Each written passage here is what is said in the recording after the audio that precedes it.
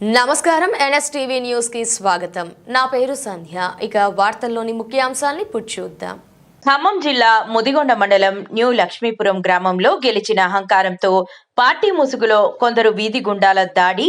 New Lakshmipuram గ్రామంలో గెలిచిన BRS party అహంకారంతో కొందరు వీధి రౌడీలు అయినటువంటి పాల్వంచ రాజేష్, పాల్వంచ ధర్మనాయుడు, పెరుమళ్ల పుల్లయ్య, నానబాల కిరణ్, పాల్వంచ అనిల్, కొంచాల హరీష్, గండు గోపి, సన్ ఆఫ్ రాంబాబు, మందా వెంకటేష్ అనే వీధి గుండాలు కాంగ్రెస్ పార్టీ అభ్యర్థికి సపోర్టు చేసిన సయ్యద్, నాహెదా రిజ్వాన్, పఠాన్ సల్మాన్, రేష్మా కుటుంబాలపై రాళ్లతో మరియు మారణ ఆయుధాలతో దాడి చేసి ఇంట్లో ఆడవాళ్లపై హత్య ప్రయత్నం చేసి విచక్షణారహితంగా కొట్టి బైక్లతో మీదికి వచ్చి వారిని తొక్కించే ప్రయత్నం చేసి నోటికి వచ్చిన బూతు మాటలతో మాట్లాడారు.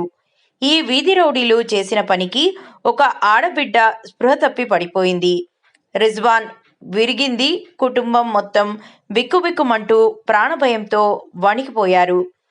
ఇన్ని రోజులు ప్రశాంతంగా ఉన్న గ్రామం ఒక్కసారిగా ఈ వీధి గుండాలు చేసిన పనికి ఉలికి పడింది.